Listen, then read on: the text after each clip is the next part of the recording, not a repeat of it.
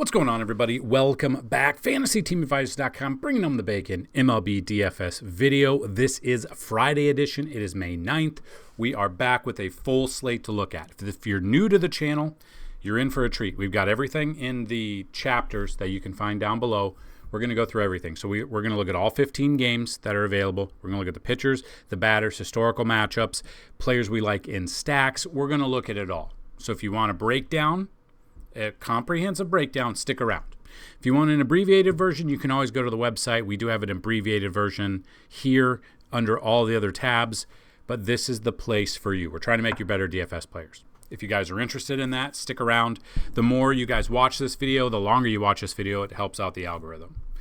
That being said, we've already done 10,000 simulations in the background. What we're going to do is, after we go through every single game, we're going to go through our different sections. So through 10,000 sims, we're going to give you all of the batters that have a 10 out of 10 matchup rating through 10,000 simulations. So we do 20,000 a day, but we're going to give you everything through 10,000 simulations. So a really good first look for this slate.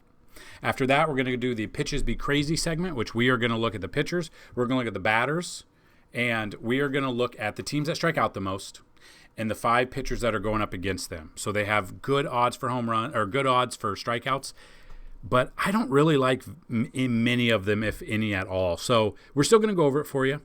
And then after that, we're going to do our Makin bacon bets. So what that is those are, we go through our bets and we look at through simulations, batter splits. We look at everything you can possibly imagine, and we try to focus on the matchup tool as well to see which batters we think will get over 1.5 bases or 2+ bases or possible home runs, and then pitchers with strikeouts. So we do try to have giveaways every single day. There are 2 ways to win in these videos, so here's how you could win in this video.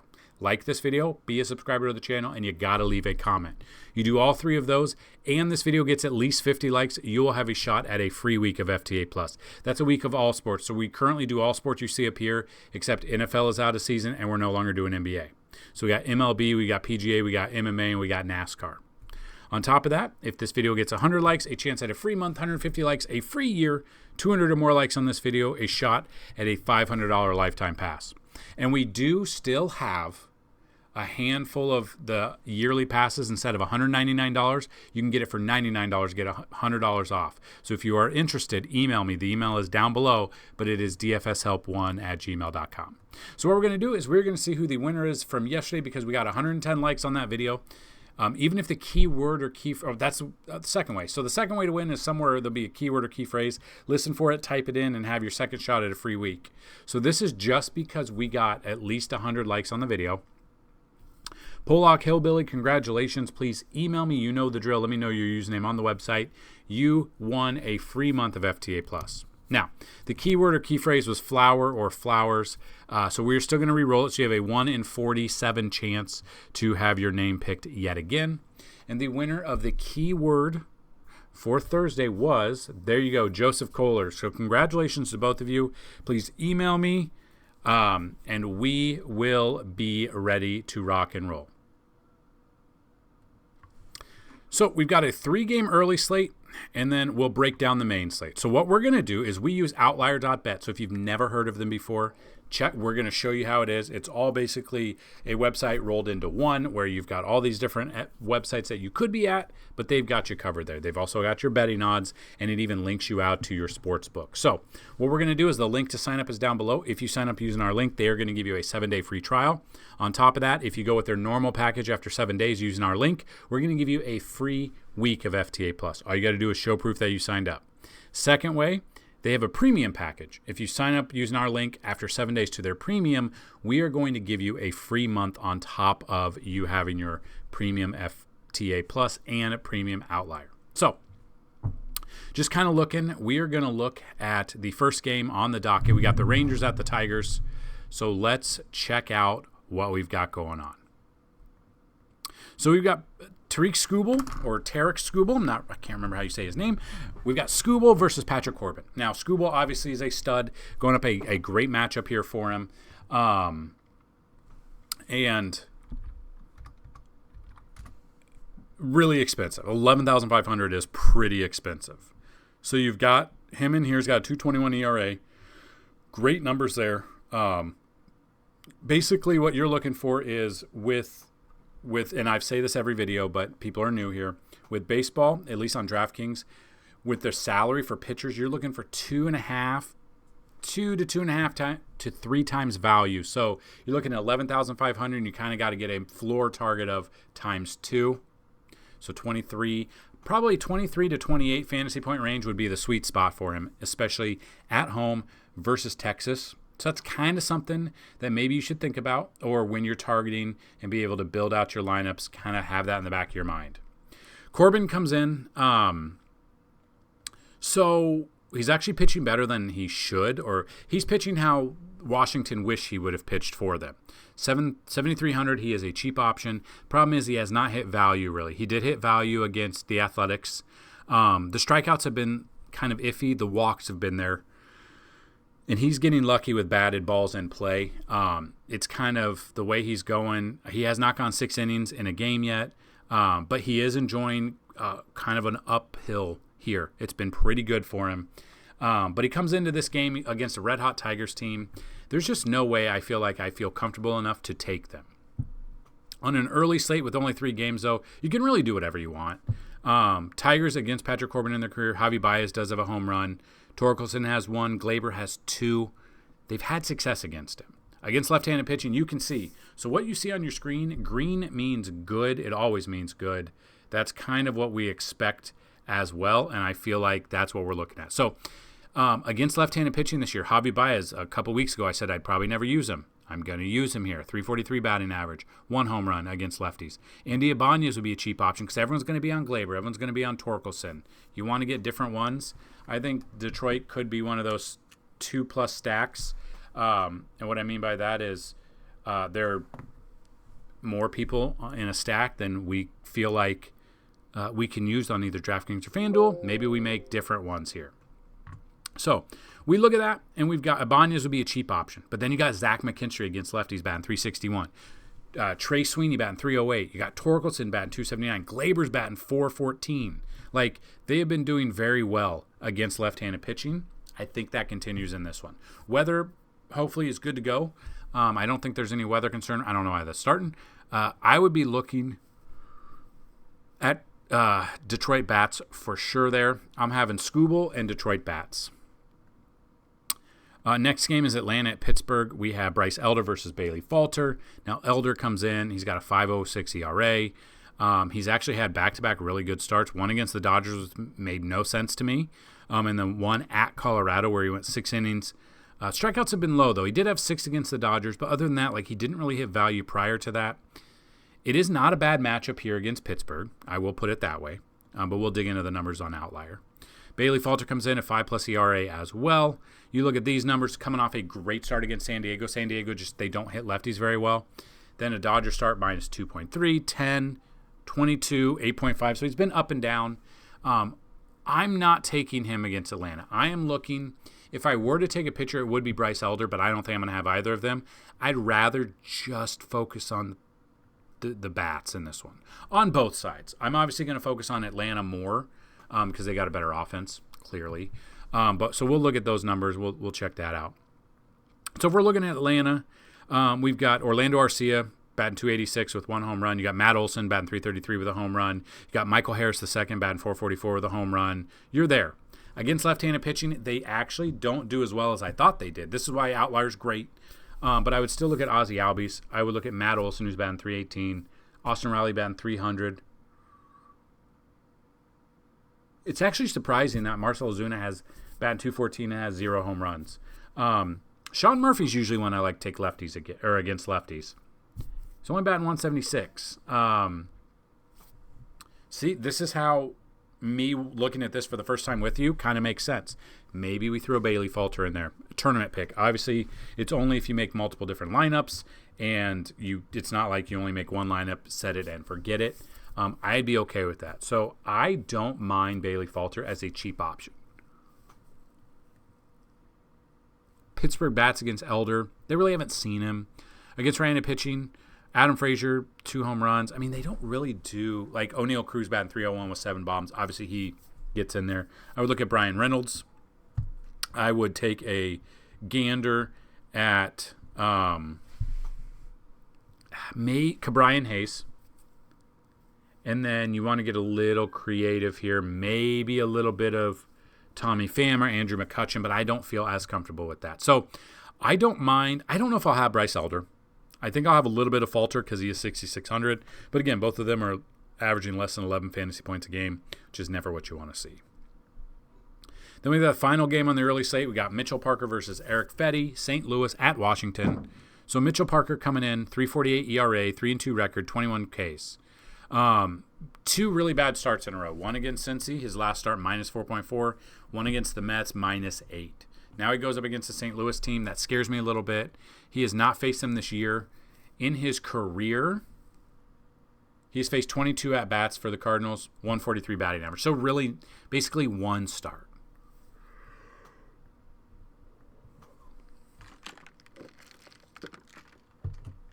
So we look at those numbers. We got Mitchell Parker. Against him, yeah, basically one start. No one's really done anything. No home runs, blah, blah, blah, blah, blah. Against left-handed pitching, you got like Brendan Donovan batting 306 this year. You could look at him. Jordan Walker batting 296. But none have like had like a huge success here where like they jump off the page for me. So maybe we look at Mitchell Parker for tournaments. Again, 3 games, 6 pitchers, get a little creative in that aspect. That's probably it for me there. Washington bats against Eric Fetty. No one's hit a home run, but against right-handed pitching, they do hit very well. Always want to take Nate Lowe against a lefty. I would look at C.J. Abrams. I would look at Keibert Ruiz if he's starting. I would look at James Wood, who's got 7 bombs against righties this year. Luis Garcia Jr. I would look there. I won't have any exposure to Eric Fetty. I will have a little bit of exposure to Mitchell Parker, but that's probably it for this early slate. I don't even know if I'll play this early slate, to be honest, but those are the kind of breakdown that I would do. So now we look at the main slate. So the first game we got going on is Milwaukee at Tampa Bay. Now, it is the minor league ballpark. The wind is blowing directly out, but the rain might be a concern. So we got Jose Quintana versus Zach Littell. Quintana here, 2.83 ERA, had one bad start against Chicago.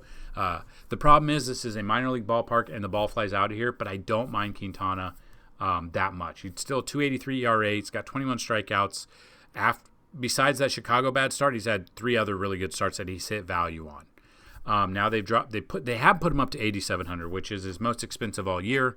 So we've got to get at least probably 19 fantasy points out of him, and we've got that 2 of 3 games. I do like him here. And then Littell here, 4.61 ERA, 25 strikeouts, a really good game against the Yankees. They strike out a ton usually, but he only got 3 strikeouts in that game. That's kind of, he's got 1, 2, 3, 4, 5. His last 5 starts, he's got 1 strikeout of each. He does have 7 against Colorado. Colorado is a team that strikes out a ton, though, so that is to be expected. He is now going up against Milwaukee. I'm probably looking at Quintana, and I'm probably looking at Milwaukee bats here. And William Contreras is playing with a finger injury. I don't know if it's going to hold him out, or if it's going to hold him back, or if it already has. That all depends. Against Littell, no real matchups to them. Against right-handed pitching this year, Contreras is batting 293. I don't know if he plays or starts. That's definitely something to monitor. If he is out, Eric Haase is a cheap catching option today. Bryce Terang batting 354. Love Bryce Terang here. Collins batting 360. Yelich batting 229 with 6 bombs. Churio batting 219 but has 4 bombs against righties. I'm okay with that. Rhys Hoskins 261, 3 bombs. 243 is it's either 241 or 243 is the league batting average. So if you're above that, you're above league right now. And then when you're in the green, that means good to go. So for this game, I'm looking at Quintana, and I am looking overall at the Brewers bats. Now, I will let you know right now, I'm not always right. There are times that I am incorrect. I'm not going to be right for you every single day, but we are trying to make you better players. So that's what I'm trying to do here. We have another weather concern. We've got the Cubs at the New York Mets. This is Citi Field. This is a massive ballpark. It is a pitcher's ballpark, and it is a great pitcher's ballpark. Now, depending on the weather, that's what we'll see. You got Clay Holmes going up against the Cubs. You got Jameson Taillon going up against the Mets. Now, Taillon coming in 3.86 ERA, 31 strikeouts, a great start against Milwaukee. 6 innings in that game. So back-to-back games, he's gone at least 6 innings, giving up only a total of 3 earned runs, 1 walk, and 7 strikeouts. He's had a really good stretch the past 3 games, basically. He's 8,000, so we need at least 16 out of him, which he could get. We got to remember, though, this Mets team is a great hitting team. And then Clay Holmes comes in as a starter, did not think it would be this good. 2.95 ERA. Really hasn't hit value. He didn't hit value against St. Louis. He just scraped by value-wise against Washington. Did hit value against St. Louis. Now he goes up against a Cubs team. Now the Cubs are, if they're not the hottest team hitting team right now, they're the second hottest hitting team. It's very hard to want to pay 8,200 with the way the Cubs have been hitting. And we'll look at it and we'll talk about that. I don't know how the Cubs are doing what they're doing, but they're doing it. It just makes no sense to me. So we see him in here. We look at the Cubs bats against Clay Holmes. Now, again, he was a bullpen guy, so Justin Turner would have seen him on the Braves or on the Red Sox. You got Nico Horner's got a home run against him as well. Against right-handed pitching, you can see they're smashing right-handers right now. You got Carson Kelly batting 370, 7 bombs. You got Michael Busch batting 262. Okay, you got Pete Crow Armstrong batting 278 with 6 bombs. You got Suzuki with 6 bombs. Kyle Tucker batting 293 with 5 bombs. Cubs are another one that I would have multiple different stacks on, and I write that down right now. I put that on the list there. But there's just so many. Pretty much the only, and I've said this before, the only bat that I don't feel comfortable using is Justin Turner. But other than that, every other bat for the Cubs, good to go with me. And then Mets against Taillon, you do have Francisco Alvarez with a home run. Pete Alonso has a home run. Brandon Nimmo has a home run. Against righties, Alvarez batting 355. You got Brett Beatty batting 212. He's not up, is he? You got Lindor batting 293 with 6 bombs. You got Mark Vientos, who is struggling this year, so I don't know if I'd use him, but he does have 4 bombs against righties. Soto, 5 bombs, but only batting 226. Nimmo, 4 bombs, but only batting 192. So those are kind of the batters that I would look at if I were to try to build a lineup in that one. Now, it's all weather contingent as well. So it's kind of wait to monitor the weather on that one. So then the next game is Philly at Cleveland. Now we've got Aaron Nola versus Gavin Williams. Now Nola has looked not himself. Okay, comes in with a 4.61 ERA, 1-5 record. He's getting no run support. The past 2 games he has dominated, and he still has a 4.61 ERA. That is showing how bad his ERA was before those 2 starts. Now one was against the Cubs. They're a really good hitting team, like we just talked about. The other one was Arizona, also a great hitting team. Now goes up against Cleveland on the road. And again, splits really don't matter at the moment. It does have a 4.56 ERA on the road. It's better than what he had at home at 4.67. So it depends. Do we trust him? Are we looking at Nola here? Are we looking at Gavin Williams? Are we scrapping both of those? Are we looking at bats? Gavin Williams, 5.06 ERA. We did stack Toronto against him last week. Didn't work out. He only went 4 innings, only gave up 2 earned runs. And they ended up winning that game 5-3. Had 9 strikeouts against Toronto. 9 strikeouts and only 15.8 fantasy points because he had 5 walks. That's the problem. So he had the walks. They named minus 4.9 against Minnesota. 24.9 against the Yankees, who strike out a ton. So the strikeouts are kind of up for him. He's got 7, 8, 9 in some of these games. Going up against Philly in his career, 24 plate appearances. Really haven't seen him. They really haven't seen much of him. Against right-handed pitching is where we're going to break it down just a little bit more. So Phillies against Gavin Williams, no one's hit a home run, but against right-handed pitching this year, like Edmundo Sosa batting 368, Bryson Stott batting 287, Kepler batting 264, Real Muto, who is day-to-day, batting 302 with 3 bombs. Schwarber has 6 home runs. Harper has 3, batting 244. Harper's numbers are a little bit lower, but you got to get him in there like you know what you're getting out of there. So if you're not going with Aaron Nola and you think the Guardians are going to have success, Stephen Kwan does have a home run against him. He's 3 for 3 with a home run. You've got Carlos Santana 2 for 4 with a home run. Against right-handed pitching this year, though, Schneemann batting 311 with 5 bombs. You got Stephen Kwan batting 336 with 4 bombs. Both of those are great. Gabriel Arias batting 299 with 3 bombs. Bo Naylor batting 200 with 5 bombs. It all just depends. There's a lot to like in this one. Now, Aaron Nola, we know he's a stud when he's on. He's been on the last 2 games, but he's been off more games than he's been on this year. On the road in Cleveland, is he going to be on? I don't know. I'll have some exposure to him, but the fact that he is still 8,300 with what he's been doing, I don't like that. I'm not a big fan of that. I think his price probably should be under 8K until he proves otherwise. Now, again, the past couple of games have been good. We'll just kind of find out. So the next game is Miami at the White Sox.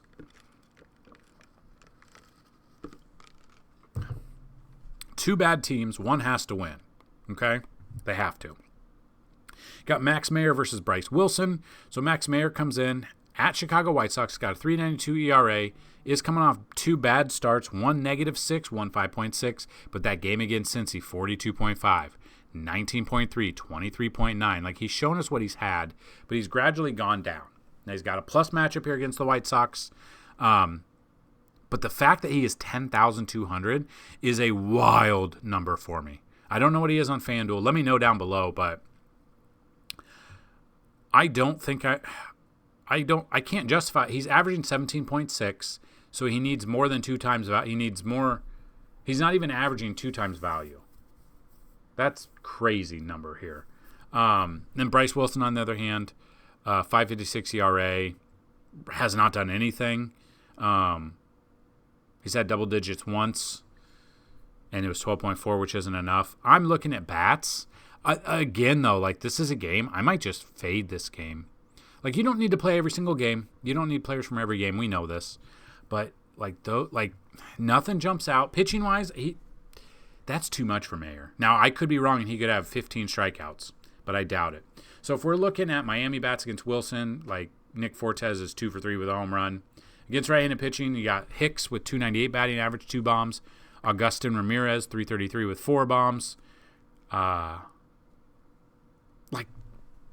But other than that, you don't know day to day. You have no idea at all who Miami's going to start. They just got so many people that they could start, and some are good, some are not good. But yeah, it's not really what I'd look at. Max Meyer, nothing.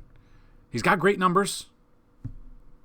This is a bad team, but his price is so far up there. Like, if you wanted to go contrarian, Baldwin, maybe you could look at Baldwin. You could look at Miguel Vargas. Like, none of them jump out to me. Andrew Vaughn. Like, I'll probably just avoid this game altogether and just kind of move on to the next game, which is Boston at Kansas City. Better matchup. It's a pitcher's ballpark, and we don't have to worry about the matchup that is the Miami Marlins for Chicago White Sox. So in this matchup, we've got Hunter Dobbins. Obviously never faced the Royals before, and they've got Michael Lorenzen. So we look at Dobbins, 3.78 ERA. He's had 3 starts. It's gone actually pretty decent, 5+ innings in all of the games. Minnesota to give up 4 earned runs, 2 strikeouts. So it was his lowest game there, but he does have a 25.7. This is a pitcher's ballpark. I don't mind him in tournaments. I wouldn't play him in cash. Because Kansas City can hit, Boston can hit. But Boston's the team that strikes out the 3rd most out of any team. Then you got Michael Lorenzen, 4.23 ERA, going up against Boston. Is coming off a bad start against Baltimore where he gave up 5 earned runs. Had 2 good starts in a row, and then some bad starts as well. Now, he has not faced Boston this year. Boston does strike out a ton. His strikeout stuff, it depends. He has touched 7 strikeouts a couple times this year, which he could easily do for Boston, or against Boston. In this ballpark, which is a pitcher's ballpark, I do like that matchup for him. So I will have exposure to both of these pitchers. Both are tournament option, I think, only. And both are under 8K. You could fit both of them in there if you think it's going to be a low-scoring game. But if we dig into the numbers a little bit, we kind of see how these guys have fared. Obviously, no one's faced Dobbins before, but 16 plate appearances against Lorenzen. Or 12, I should say. No real success, but against right-handed pitching this year, you can see on your screen, a lot of green. So we could look at Devers, who is now crying about playing first base, which is wild. Wilyer Abreu batting 296 with 9 bombs. I would look at him. Christian Campbell batting 290 with 4 bombs. You got Ref Snyder batting 300. You got Jaron Duran batting 274. Like, it makes sense. Bregman batting 317 with 9 bombs. All of this makes sense because I don't trust the pitchers in this one as much as I probably should. So I would look at the bats a little bit more. Kansas City obviously never faced Hunter before, like I said. Against right-handed pitching, though, Sal Perez batting 254. You've got Freddie Fermin batting 286. You've got Vinny Pasquantino batting 221. Bobby Wood Jr. is batting 308. You got Kyle Isbell batting 271. You've got them there. There are people there that are there, and we're good to go in that situation. So looking at them, I don't mind a stack on both sides. I think I'll have pitchers for tournaments a little bit. But cash, there's no way I'm playing either of those in cash. I don't trust them whatsoever. Weather, as of now, looks like it's good to go. So I think we should be good to go. So then we have San Francisco at Minnesota. We've got Jordan Hicks versus Chris Paddack. Now, Hicks has been up and down for me. Comes in with a 6.3 ERA. We did take him against Colorado because Colorado's the team that strikes out the most. Okay, he did have 7 strikeouts. It was 3 earned runs. I would have loved to see more than 16.3 out of him. It's not what I want to see in that situation, especially against the team that's the worst team in baseball. But here we are. And then other ones, he's not hit value. Now, 7,400 scares me a little bit. His pitch count gets up there. Like, he gets up to 100 pitches in the 5th inning. That always scares me, especially with a guy who's had arm trouble. So I'm probably fading Hicks altogether. Chris Paddack, on the other hand, 5.57 ERA. He really hasn't hit value in 3 starts. He's hit value twice this year, and that is it. Now he's going up against San Francisco. I'm not 100% confirmed, but probably going to be focusing on the bats in this one more than I would be on the pitching. So then if we look at the pitching, we can break it down a little bit further. So San Francisco bats against Paddack. Wilmer Flores is 6 for 12 with 2 home runs. You got Mike Yastrzemski, who is batting .467 with 2 bombs. That's just against Paddack. Then we look at against right-handed pitching. Yastrzemski batting .314, Willie Adames batting .272, Wilmer Flores batting .278. Like, these are the ones I'm looking at. Jung-Ho Lee batting .284 with 2 bombs. He does hit lefties better. Those would be the bats that I'd be focusing on a little bit more. There's always Matt Chapman, but he's only batting .184 with 6 bombs. So, and it is in Minnesota, so it is a more hitter-friendly park than not Candlestick Park. What's the ballpark? Whatever San Francisco. Oracle? Whatever San Francisco's stadium's called. I can't remember at the moment. I would probably be focusing on bats. San Francisco first. Or I would look at both. Minnesota bats, give me Ty France. I think he had a home run yesterday. No, Trevor Larnach had a home run. Give me Trevor Larnach. Give me Ty France. Give me Harrison Bader. Give me Brooks Lee would be a cheap option. Ryan Jeffers, I don't know if he'll start, but if he is starting, he's batting .282 with 2 bombs against right-handed pitching. So then we go from San Francisco to Minnesota to the next game. So the next game, we've got Cincy at Houston. So we've got Nick Martinez versus Hunter Brown. Now, Hunter Brown has been pitching very well, 1.67 ERA, back-to-back 25-plus starts, had a 36 there. Did give up 3 earned runs. So I took Hunter Brown last start against the White Sox.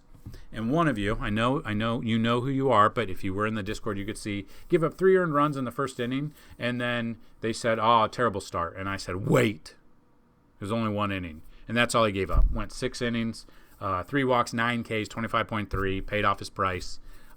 His price now is 11, which is kind of steep because you're still right there. You're looking at 22 to 26 range as a bare floor minimum, which he could get. He could get that against Cincy.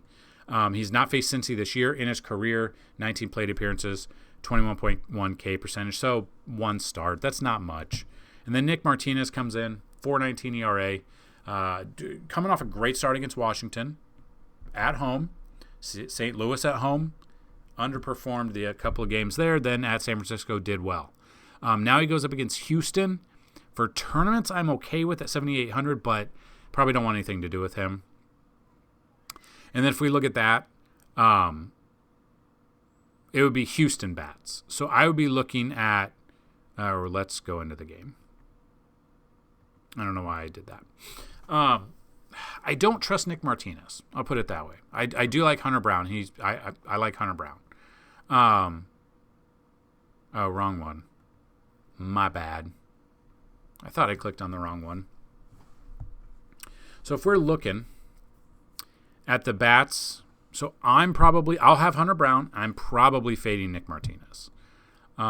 Houston bats against Martinez, like Christian Walker has a home run. That's it. Against right-handed pitching, you got Isaac Paredes batting .287 with 4 bombs. You got Jeremy Pena batting .282 with 5 bombs. You got Christian Walker batting .224 with 4 bombs. Jose Altuve batting .257. You got Jake Myers batting .317. those guys are great. I would look at those guys. I would stack Houston 100%. Cincy bats against Hunter Brown because everyone's going to be on Hunter Brown. And if you want to be a little bit different, right-handed pitching, they are hitting very well. Austin Wynn's batting .478 against right-handed pitching. Jose Trevino batting .339. Now, again, their home ballpark does boost their numbers up a little bit. I don't know what their home and away split. Let's see. Trevino, I'm very curious. Because we don't really break down like batter splits as much. But like I'm very curious what their home and away is because Great American Small Park gives up a ton of runs. So if we look at Trevino, we look at splits. Home games batting .244, away games batting .3. Oh, he's actually batting better on the road. His home, 3 home runs, 2 of them have come at home. Yeah, his OBP is better on the road. His slugging is better on the road. His OPS is better. He's averaging more. He's better on the road. That's actually surprising. Those are the kind of numbers that regular other YouTubers, I won't name names, or other big websites, I won't name names, they don't dig into as much. And this is why, hopefully, we're a little bit better for you. Yes, the videos are longer, but play them a couple of times. Listen to what we're saying. Help me out. By just watching the video, you don't understand. You guys single-handedly tripled the amount of Google or ad revenue that I've ever made in one single month on YouTube last month. And you guys have already started killing it the first 7 days of this month. Already have over $100 in ad revenue the first 7 days, which is wild. There's been months where I didn't get $100 at all. So I thank every single one of you for watching. I really, truly do. If you can't afford to tip us or donate money, you can't afford to sign up for FTA Plus, clicking on the ads and watching the videos and checking out our Discord, all of that helps. So, like Trevino's been great on the road. We looked at that. Austin Wynn's batting .478. You got Ellie De La Cruz batting .281. Gavin Lux batting .355. TJ Friedel batting .286. Like, they are hitting very well. I would check them out. I would look at Houston bats, but I'd also look at Cincy bats if you want to focus. Like, everyone's going to be on, like I said, Hunter Brown. Get under the field there.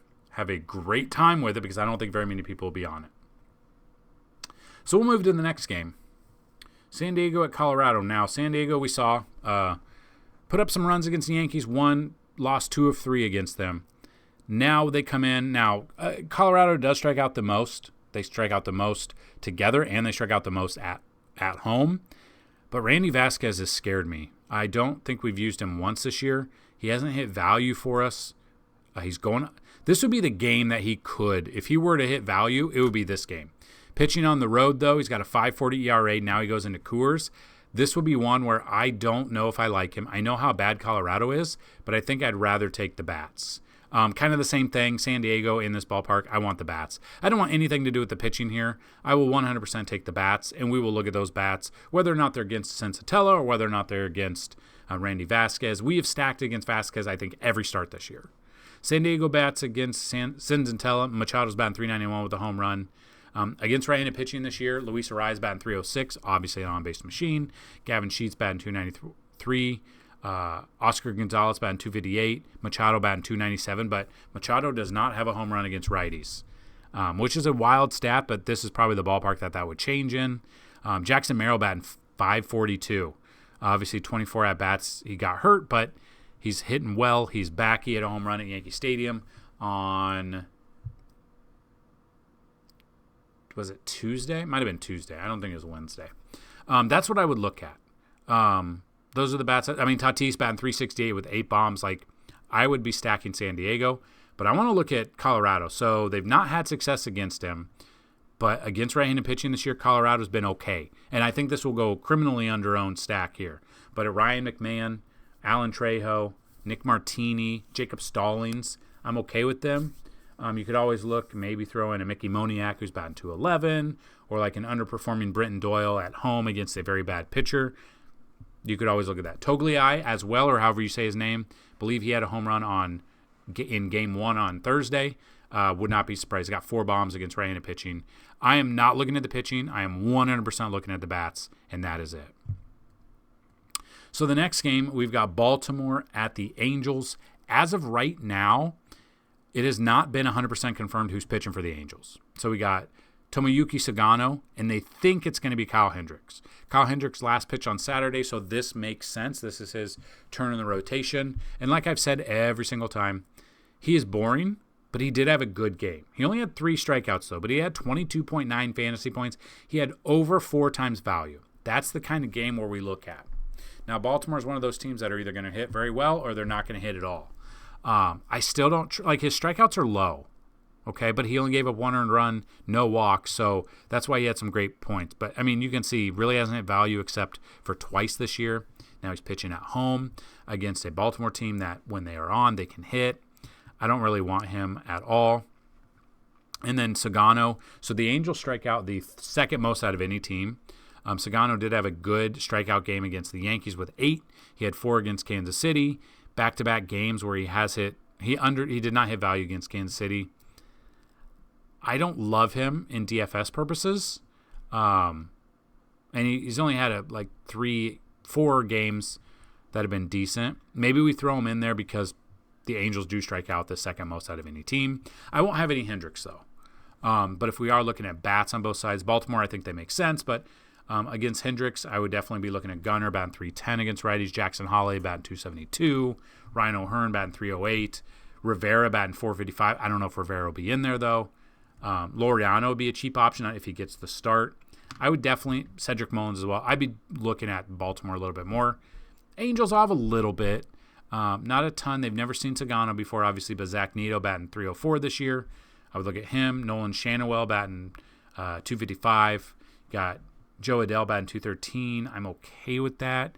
You've got Jorge Soler batting .257 with 6 bombs as well. So those would be the ones I'd look at for the Angels. So then we got the Dodgers at the Diamondbacks. So that game here, again, Coors Field Jr. Arizona is Coors Field Jr. We've talked about that multiple times this year. We are looking at Erod versus Sasaki. So Erod comes in. We stacked against him his last start. It did not work out. Philly, they did give up 3 earned runs, but he had 10 strikeouts. So he had a ton of fantasy points there. His price has gone up for some reason against this Dodgers team. Now, it scares me. He's pitching at home where he does have a 4.42 ERA. It is better. I mean, that is a high ERA, but it is better than what we were used to. But I don't think I trust him enough, especially against this Dodgers team. And then Sasaki comes in, 3.86 ERA. Really hasn't hit value as much as we need. Like, the strikeouts are low. The max he's gotten is 4. So it just hasn't looked the same. The walks have been there. The home runs, he's given up 4 straight games with a home run. He's not Yamamoto. He has not hit value, and I don't think he does it in this game. So I'm avoiding the pitching. I'm going the bats. I will have exposure to both sides. Obviously, the Dodgers make a ton of sense, but I think Arizona makes a ton of sense here as well. It'll just depend on what Sasaki we get, and we can go from there. So the Dodgers bats against Erod. Kike Hernandez has a home run. Freddie Freeman has a home run. Michael Conforto and Shohei Ohtani, they all have home runs against him. Against left-handed pitching this year, they actually are not that good. Ohtani is batting .326, so I would look at him. I would look at Will Smith. But other than that, they're not hitting lefties well. You could look at Andy Pages. I don't know if he'll be in there. Miguel Rojas, you could look at him. But honestly, maybe we do throw Erod in there because they've been pretty bad. Their strikeout percentage is high. 28.9%, 33.3%, 30.8%, 19.2%, 24.1%. They are striking out against lefties. So maybe we throw Erod in for tournaments. But remember, if he gets out early, their bullpen is their bullpen, and then they could get to the bullpen. And then Arizona against Sasaki's never faced him before. What I would look at is Josh Naylor batting .330 against righties with 4 bombs. Corbin Carroll batting .304 with 9 bombs. Pavin Smith batting .304 with 4 bombs. I'm looking at those 3 right off the bat. Then you got Ketel Marte you could look at. Ayo Henry. You could look at Suarez, but he's a Kyle Schwarber. He's boomer bust. He's got 9 home runs, batting .238, but he does hit righties better than lefties. So, yeah, I'm probably looking at maybe that's why I tell you a little bit of Erod because of how bad the Dodgers have been against lefties. But if he gets out of that game early and that bullpen comes in, it's probably game over. And then your Dodger stack would probably look a little bit better. So then we got Toronto at Seattle. So it has not been confirmed for Toronto yet for Gausman. But he did pitch last Saturday, so it's his turn in the rotation. 30.3 against Cleveland. We used him last week. 6 innings, only one hit allowed, 1 walk, and 9 Ks. They did lose that game because the bullpen came in and gave up some runs. But he had a great game. And then not a good game against the Yankees. Not a good game against Houston. But he's had other great games this year. Now he gets to go up against Seattle. Seattle, they were the team that struck out the most last year. They are outside of the top 5. But I believe Seattle is number... Oh, they actually are out of the bottom 10. They're 17th out of 30. They've actually fallen down. It's really close, but they're further down than I thought. So you got Gausman versus Castillo. Castillo in his career, 120 plate appearances against Toronto, 252 batting average. Okay. He's been up and down too this year. Going up against Toronto, he did face him once already, 5 innings, 10 hits, 3 earned runs, 5 Ks, 12.1, not enough. I'm probably off of Castillo. I'll have a little bit of Gausman, and then I'll have the bats. And we'll look at the bats real quick. So if we look at the bats in this one against Castillo, Jimenez has a home run, Alejandro Kirk has a home run, Santander has a home run against him. But if we look against random pitching this year, Bo Bichette batting 295. You got Clase batting 1 for 2. That doesn't count.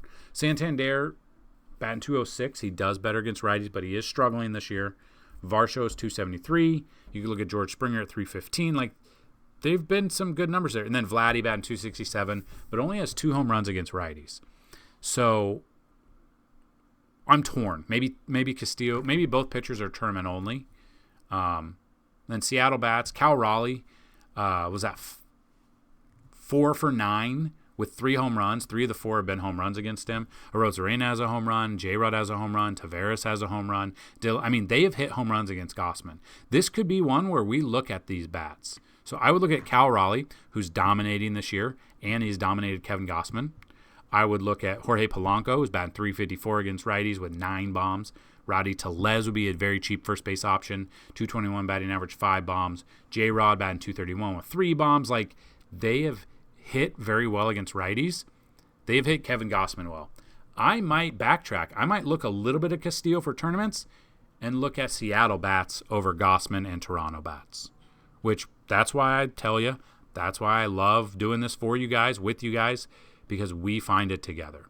Then the final game is the Yankees at the Athletics. It is a minor league ballpark. The wind is blowing directly out. I think it had the best odds for home runs. Let's see. Second best odds for home runs. 17% chance for home runs. The wind is blowing out to left. So we've got Will Warren versus... and the problem is, Will Warren has not been good this year. Will Warren versus Beto. So Warren comes in, 5.65 ERA. Like, he hit value here against Tampa Bay, but he still gave up 5 runs, 3 of them earned. His strikeout stuff is there. We're looking probably right around 5 strikeouts, but the Athletics have been good. The wind blowing out and the Athletics being good is okay. He's 6,300, so he is cheap. And then Beto coming in, 4.71 ERA. He hasn't hit value once this year. No, he hit value once against Seattle back first start of the year. Home games, he's got a 6.32 ERA, giving up 11 earned runs, 5 home runs. The ball flies out of this ballpark. We know the Yankees are the Bombers. We could definitely see that. That's where I'd go there. So I'll maybe have a little bit of Will Warren, but I doubt I will. Yankees bats, obviously you're looking at Judge batting over 400, batting 381 against righties, 7 bombs. Trent Grisham leading off. He's got that dad power, hitting home runs with ease. You got Ben Rice. You got Paul Goldschmidt. You got Jason Dominguez. Like, you got a ton of them. Cheap option, Jorbit Vivas. I don't know if I'd use him. I'm looking at everybody in this lineup. Maybe the Yankees make sense as a 2+ stack as well, just because the ball will fly out of here. If you do not want to go with Will Warren, you want to go with the Athletics. You can see they do hit righties better. Then it gets to the bullpen. Then you never know what's going to happen. Lawrence Butler batting 265. You got Jacob Wilson batting 358. You've got Luis Urias batting 266 with 5 bombs. Tyler Soderstrom batting 291 with 8. I mean, you got Shea Langoliers with 5 bombs, but he's still only batting 188 against righties. So take that for what it is worth. So there you have it. That is the 3-game early slate. That is the 12-game main slate broken down for you. Every game, every pitcher, everything you need. Now, we are going to do the matchup tool. So every batter that has a 10 out of 10 matchup rating will be right here. If you want to see all of them, all the way from positive 10 out of 10 to minus 10 out of positive 10, check out the website under the MLB tab and under right here, matchup tool. We'll have it for you. We do 10,000 now, and we do another 10,000 about 2 hours before main slate. So check back for 20,000 sims.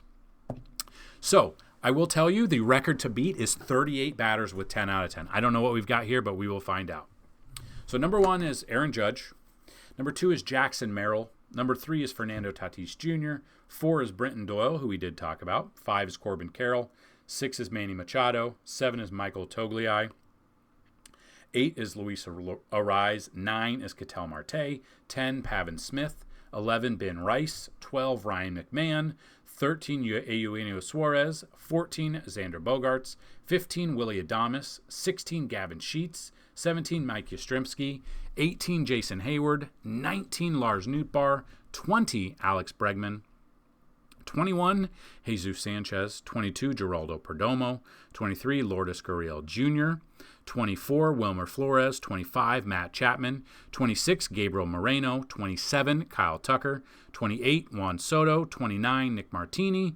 30, Gleyber Torres. 31, Riley Green. 32, Francisco Lindor. 33, Nolan Arenado. 34, Lamont Wade Jr. And 35, Patrick Bailey versus Chris Paddock. So we got 35 today. The record is 38. One day we will beat it. So if we look at our pitches be crazy, I don't love these. Today, not my favorite. Number 1, Randy Vasquez at Colorado. Colorado strikes out 10.06 times per game, 10.13 at home. I don't trust him. He is not a good pitcher. Colorado is bad, but I don't trust him. Number 2 is Tomoyuki Sugano. He's going up against the Angels. Angels strike out 9.66 times per game, 10 times on the road. I don't trust him as much either. Michael Lorenzen versus Boston. Boston strikes out 8.97 times per game, 9.58 on the road. Number 4 is Bryce Wilson versus Miami. I don't trust him. 8.94 times per game. Miami strikes out 9.14 on the road. And then finally, Patrick Corbin at Detroit. Detroit is striking out 8.92 times per game and 8.13 on the road. I do not trust them. This is one of those days where I don't trust any of them on the top 5. And I don't know if I have exposure whatsoever there. So then finally, we will do the Makin Bacon bet. So we are looking early line, which is crazy because now this is huge, but the game between the Padres and Rockies is expected to produce 37.19 total bases. That's huge. So we're looking at that game for the most part. But all of these have a chance at 10 out of 10 to get at least 2+ bases. Fernando Tatis Jr., love him. Jackson Merrill, Luis Arraez, Manny Machado, Aaron Judge, Brenton Doyle, Xander Bogaerts. So those, a huge San Diego stack there. Gavin Sheets is another one with San Diego. Ben Rice against Beto. Jason Hayward against Cincinnati. I don't know if Jason Hayward will be there. I think he's hurt. He might be hurt. Corbin Carroll, Alex Bregman, Willy Adames. Those are all of the ones. Now, don't parlay them all together, obviously. But if I said it too fast, rewind it and listen. Those are all ones that have a great matchup, great tools, great weather. Everything is in their favor.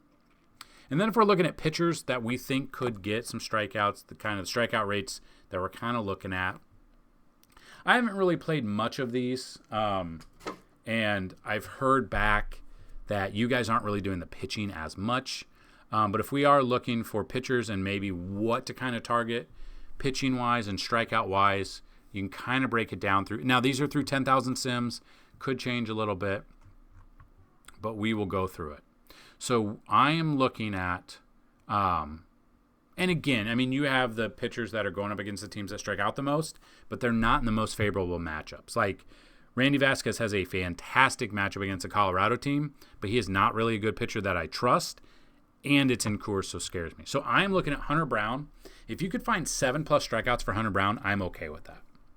Aaron Nola at 6+, I'm okay with that. Skubal at 6+, Max Meyer at 6+, and Erod, Eduardo Rodriguez. If you could find 5+ on a book, I would look at that for Erod.